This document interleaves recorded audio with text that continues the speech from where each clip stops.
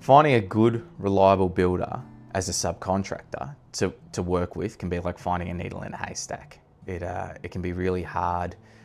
You want someone who's skilled, easy to work with, good paying. But the question in all of that is, how do you get them to want to work with you? Hopefully by the end of the video, we've come up with a couple of ideas and solutions that will point you in the right direction and help you to create some sustainable relationships with some really good builders.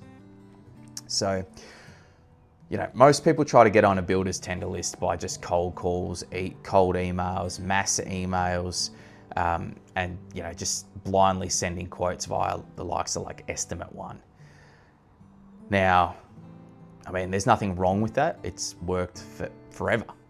But if we want to speed that process up and get you working with the builder of your dreams, then we've got to do things differently to everyone else, right? So we need to do some homework. What we want to do is we want to understand what kinds of projects the builder specializes in. What are their pain points? Have they got subbies that just aren't rocking up to site? Have they got subbies that don't know what they're doing? Have they got subbies that are just, shooting from the hip with variations? What are they going through?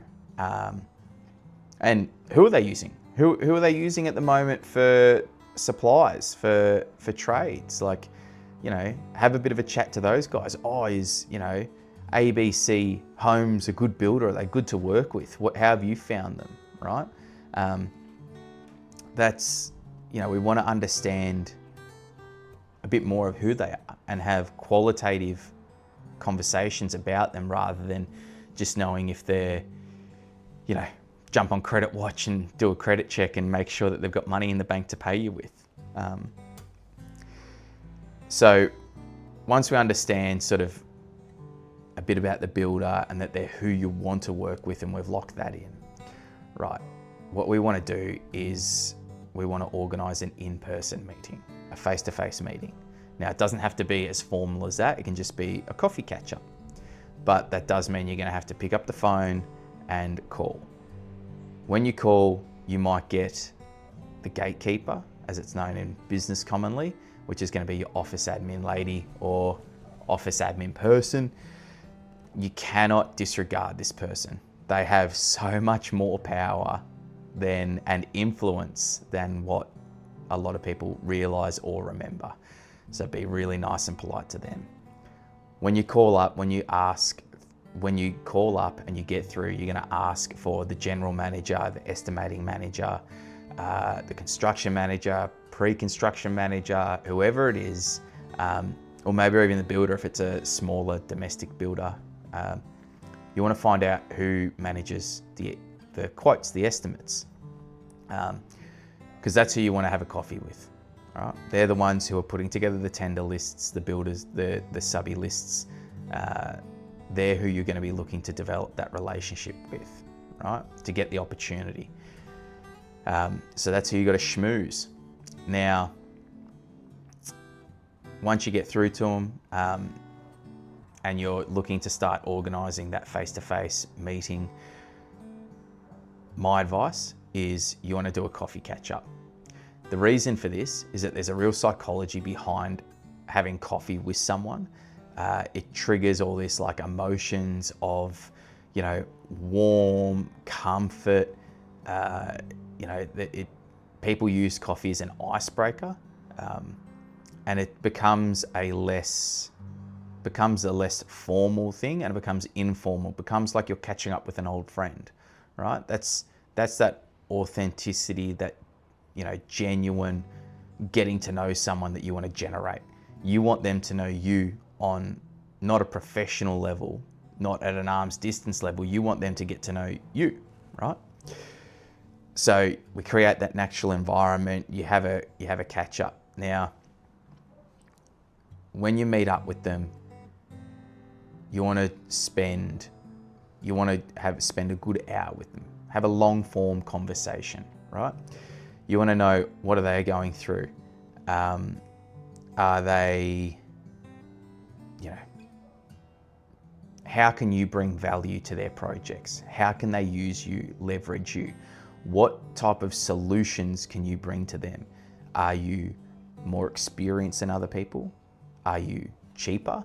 Do you have different qualifications? Can you do more? If you're a carpenter, can you do the frame lock-up and fix?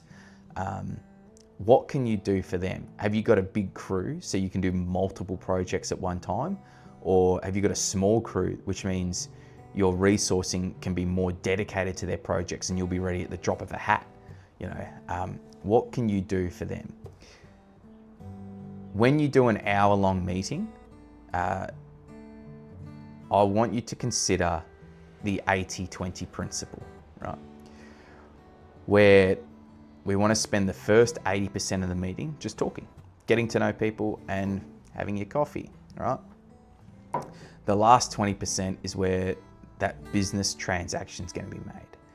If you have an hour-long meeting, we're talking about sort of 12 minutes where you're going to be saying, all right, this is all really great stuff, but, down to business, I want to do work with you. I want to price some of your projects. I want to work with you.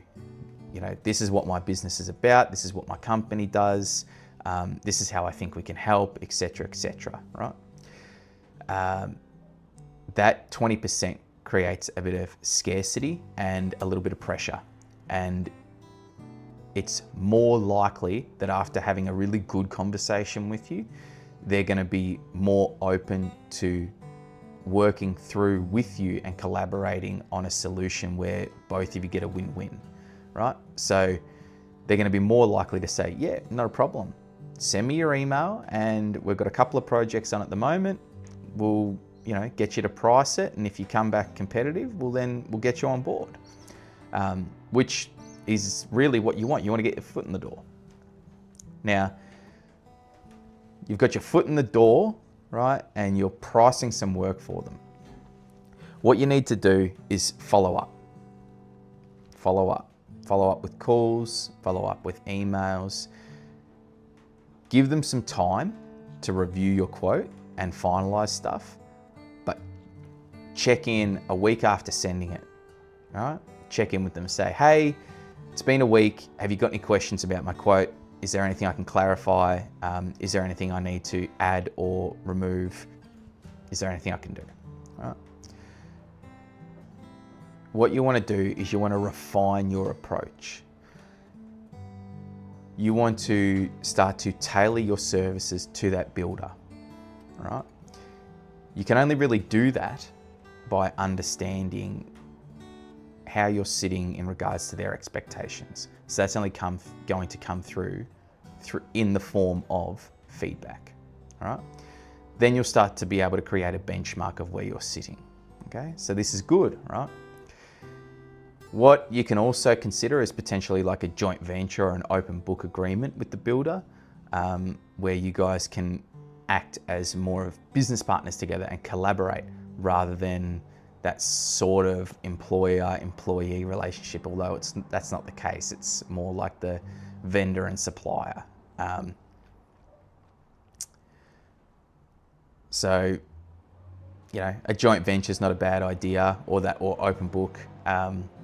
You can be a little bit more transparent and really demonstrate your skills, how good you are, the value you can bring as a project partner, not just as someone who's been engaged just to do some work. That's another solution. There's so many other solutions out there though. So I guess key summaries to take away is do your research, meet with the builder in person, just be yourself. Don't put too much pressure on it. You're either going to like them or you're not, or they're either going to like you or they're not. It's not high school. People don't get along all the time. And just because this builder's not necessarily the right fit for you doesn't mean that they're all not. There's heaps of builders out there.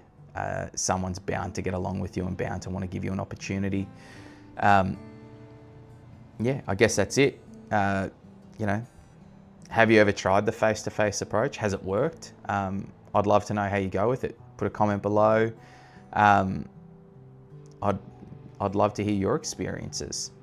Like, subscribe, keep keep in contact with us.